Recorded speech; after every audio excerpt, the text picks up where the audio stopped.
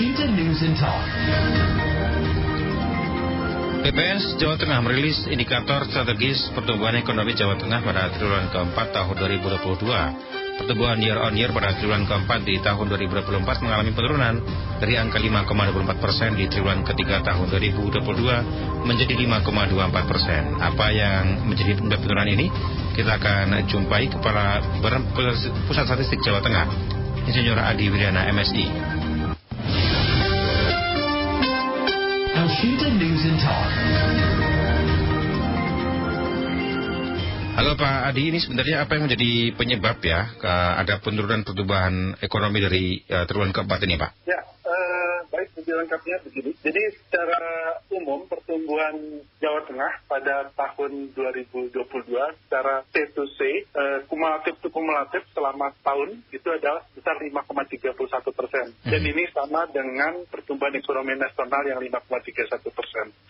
Dan kemudian dari year on year benar disampaikan, terjadi relatif perlambatan dibandingkan triwulan 4 di 2021. Karena di year on year, pertumbuhan kita 5,24%, sementara triwulan 4 di 2021 pertumbuhannya 5,41%, dan dibandingkan triwulan 3 2022 5,27%. Ada beberapa hal yang menjadikan kenapa terjadi sedikit perlambatan, bukan penurunan. Karena memang dari data yang kita peroleh, baik dari Bank Indonesia, dari PMI, namanya PMI itu ada Prom Manufacturing Index yang dilakukan oleh survei Bank Indonesia. Dari fase ekspansi memang terjadi saat ini di triwulan 4 2022 terjadi 50,06%. Tetapi ini memang lebih rendah dibandingkan triwulan 3 2022 yang 53,71%. Di samping itu memang terjadi peningkatan nilai tukar petani, yaitu naik 0,81% dibandingkan triwulan 3 2022, tetapi memang tidak seluruh petani menikmati peningkatan nilai tukar petani karena memang belum musim panen di triwulan 4 2022. Yang ketiga memang gabungan dari tingkat penggunaan kamar, karena kita tahu di year on year ini kan triwulan 4 2022 dibandingkan triwulan 4 di 2021. Ada pergerakan masyarakat untuk liburan, baik Natal dan Tahun Baru. Terjadi peningkatan memang di triwulan 4 2022 naik cuma 9,35%. Dibandingkan triwulan 3 kenaikannya relatif tidak terlalu besar. Kemudian beberapa data lain, baik itu dari penumpang kereta api, naik 2,92% dibandingkan triwulan 3, kemudian mobil pribadi juga terjadi kenaikan, termasuk penumpang penerbangan ternyata terjadi penurunan 0,43% dibandingkan triwulan 3 2022. Itu beberapa gambaran secara umum terjadi perlambatan dari 5,27% menjadi 5,24%, walaupun ini tidak menjadi terlalu hal yang istilahnya menjadi buruk, karena memang angka year on year kita masih lebih baik dibandingkan angka nasional yang hanya 5,01%. Artinya 5,24% ini relatif cukup menggembirakan. Walaupun harapannya bisa lebih baik lagi, Pak Junior. Ya, dengan melihat angka ini sebenarnya kita bisa tahu ya dampaknya bagi ekonomi kira-kira apa, Pak? Ya, dampaknya tentunya kalau pertumbuhan ekonomi di triwulan 4 2022 ini lebih baik, itu bisa memaju untuk melangkah lagi di triwulan selanjutnya, baik triwulan 1 sampai triwulan 4 di 2023. Ini harapan kita memang dengan jejakan di tahun 2022 ini kita bisa memacu, bisa di atas 5,5% di kondisi di 2023. Tentunya berbagai hal perlu dikembangkan, baik isu industri, termasuk transportasi, pariwisata, dan juga pertanian di Jawa Tengah. Kalau kita bicara berkaitan dengan ekspor barangkali ya, industri migas terutama, beberapa hari yang lalu saya juga membaca tulis BPS yang menyampaikan kita juga sempat mengalami penurunan juga, Pak. Ya. Itu bagaimana, Pak? Ya, tadi juga saya jelaskan secara C2C maupun year on year, sebenarnya ekspor kita terjadi kenaikan, tetapi pada saat Q2Q, artinya triwulan ke triwulan, terjadi penurunan ekspor di triwulan 4 dibandingkan triwulan 3 2022. Kenapa terjadi penurunan? Dari data yang kita peroleh dari berbagai pengusaha dan sebagainya, ternyata memang ekspor kita kan tidak bisa hari ini diminta ekspor, hari ini juga dikirim. Jadi mereka biasanya menggunakan kontrak, terutama perusahaan-perusahaan besar. Dan memang di triwulan 4 di 2022, permintaan kontrak ekspornya tidak setinggi dibandingkan kondisi di triwulan 3 di 2022. Nah ini yang ke depan kita juga perlu bagaimana supaya tetap konstan permintaan tersebut.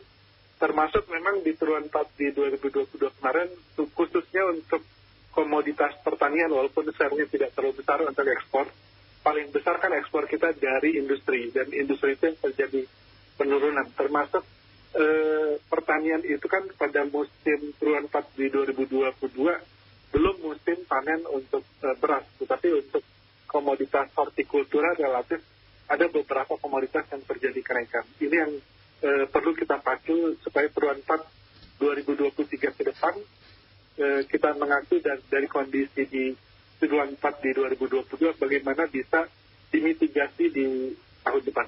Demikian Pak Yunus. Baik. Tadi sempat disampaikan ada keuntungan buat petani ya. Tadi disampaikan ada kenaikan nilai jual atau nilai tukar. Bagaimana Pak untuk petani sendiri?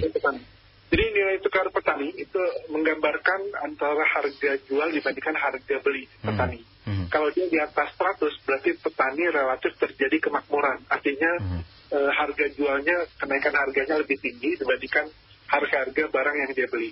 Nah, terjadi peningkatan 0,81% di triwulan 4 di 2022 ini.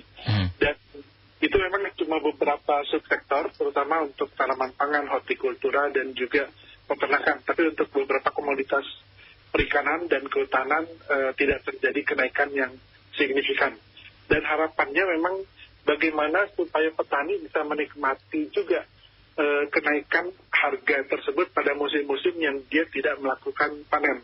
Artinya bagaimana panen raya yang biasanya terjadi triwulan 1 2000 setiap tahun, triwulan 1 ini bisa di-manage oleh petani, disimpan sehingga baru bisa dijual nanti pada saat terjadi paceklik ataupun pada saat bukan musim panen seperti triwulan 4 setiap tahunnya. Kalau berkaitan dengan pertumbuhan program struktur regional bagaimana Pak untuk di Jawa Tengah Pak? Ya, jadi beberapa pertumbuhan memang yang juga cukup kita harus apresiasi sebenarnya peningkatan transportasi. Jadi transportasi ini baik moda kereta api, kemudian angkutan laut, kemudian mobil, kendaraan darat, termasuk penerbangan terjadi peningkatan. Dan memang penting adanya 2 penerbangan baru yang seperti yang dibuka di Blora maupun di Purbalingga. Dan harapannya ini bisa memenuhi kebutuhan untuk masyarakat yang berwisata baik ke arah Purwokerto dan sekitarnya, termasuk ke arah perbatasan Jawa Timur. Mudah-mudahan ini bisa ditingkatkan di masa yang akan datang. Iya baik, dengan angka seperti ini kira-kira sebenarnya cukup baik optimis kita di segi transportasi ya Pak ya. Terutama untuk mobil pribadi juga ini ya, untuk melalui tol juga sepertinya ada peningkatan ya Pak ya. Iya betul. Jadi mobil pribadi melalui tol terjadi peningkatan, terutama memang ini harapan kita memang bisa menjual pariwisata yang ada di Jawa Tengah. Karena kita punya objek pariwisata yang cukup banyak dan itu bisa menambah pendapatan bagi masyarakat. Walaupun saat ini yang juga menggembirakan karena PDRB per kapita, artinya pendapatan masyarakat rata-rata, walaupun ini belum tentu yang miskin akan menjadi lebih kaya ataupun yang kaya menjadi lebih merata. Artinya PDRB per kapita itu jumlah PDRB dibagi dengan jumlah penduduk. Itu terjadi peningkatan 9,06%. Ini tertinggi dibandingkan 2 tahun sebelumnya. Artinya sekarang ini PDB per kapita kita sekitar 42,15 juta rupiah per tahun per orang. Dibanding, artinya kalau misalnya per bulan, kalau dibagi dengan 12, itu kan di atas 3 juta lebih, hampir 4 juta. Kalau 4 juta kan 48 jutaan. Sedangkan di tahun 2021 baru 38,65 juta rupiah per tahun. Ini artinya kalau di sebelumnya terjadi kenaikan sekitar 4 juta rupiah per tahun dari 2021 ke 2022.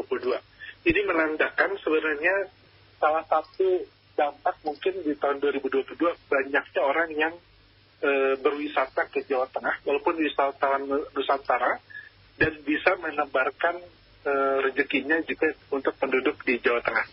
Mudah-mudahan ini bisa dengan adanya jalan tol yang kemungkinan akan dibuka sampai ke Jogja ataupun lintas selatan sampai ke Kebumen dan sebagainya, ini bisa menjual berbagai objek-objek wisata yang ada di Jawa Tengah yang lumayan jumlahnya, mungkin ratusan perkiraan saya. Karena ada air terjun, ada gua, ada berbagai objek-objek wisata lain. Demikian, Pak. Iya, kalau indeks harga konsumen tadi bagaimana, Pak, penjelasannya? Ya, untuk harga konsumen ini juga cukup terjadi sebenarnya. Harga konsumen itu menandakan kan inflasi. Yeah. Nah, inflasi ini kalau dia relatif rendah itu bertambah sejahtera karena pedagang juga mempunyai kemauan untuk menambah produknya, tapi juga kalau terlalu tinggi itu akan overheat, terlalu panas, sehingga masyarakat sulit membeli. Artinya daya beli masyarakat akan tertekan. Dan dari indeks harga konsumen Jawa Tengah di Desember kemarin kita mencatat inflasinya hanya 0,47%, artinya relatif rendah. Ini menandakan itu bisa menjadi insentif bagi para pengusaha, baik pedagang, industri, dan sebagainya, supaya menambah produknya sehingga pertumbuhan ekonomi meningkat. Di samping itu juga masyarakat tidak terlalu menurun daya belinya, walaupun terjadi penurunan, tapi penurunannya cuma 0,47%. Sehingga masyarakat masih punya kemampuan daya beli untuk membeli produk-produk yang dihasilkan oleh pengusaha. Walaupun secara umum pada tahun 2022 dari Januari sampai Desember inflasi tahunannya mencapai 5,63%. Ini menandakan sebenarnya sudah di atas batas psikologis pemerintah yang tadinya 3% plus minus 1. Artinya sudah di atas 4%, kalau batas atasnya adalah 4%, di batas bawahnya 2%. Ini 5,63%, sebenarnya inflasinya relatif sudah tinggi. Walaupun memang ada banyak faktor, diantaranya adanya kenaikan harga listrik, BBM, dan sebagainya yang di luar kewenangan dari pemerintah daerah. Artinya dari segi nasional sudah menaikkan seperti harga tiket pesawat, otomatis kalau harga tiket pesawat naik, itu kan yang menentukan di pusat dan terdampak juga bagi penduduk di Jawa Tengah. Demikian Pak Yudhno. Ya, terakhir barangkali Pak ada pesan buat pendengar berkaitan dengan rilis BPS ini Pak Adi. Ya, Bapak Ibu sekalian para pendengar, harapan kami memang untuk meningkatkan atau menjaga momentum pertumbuhan ekonomi Jawa Tengah menjadi lebih baik lagi. Salah satu caranya adalah kita harus menjadi entrepreneur, artinya harus banyak investasi.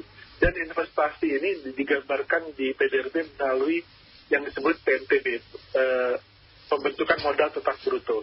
Dan harapan kita bahwa investasi ini akan bisa mempertahankan pertumbuhan ekonomi di masa-masa yang akan datang, di samping kita tidak menjadi konsumtif, tapi lebih menjadi produktif. Demikian Pak Yuniar. Oh ya, mungkin bisa ditanggapi juga ya, ada pendengar yang menyampaikan, ini ada Pak Toto yang menanyakan berkaitan dengan kondisi sekarang, berkaitan dengan ketahanan kita menghadapi resesi ekonomi, prediksinya. Ini bagaimana? Ada penjelasan tidak Pak Adi?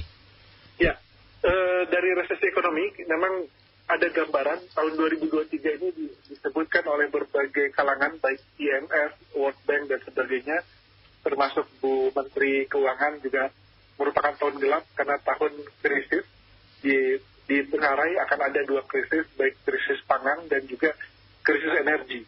Tapi berhubung kita di Jawa Tengah relatif cukup kondusif, dari segi pangan kita termasuk daerah-daerah produsen untuk beras. Kita juga mensuplai ke provinsi-provinsi lain karena sudah memenuhi kebutuhan untuk sekitar 38 juta penduduk di Jawa Tengah.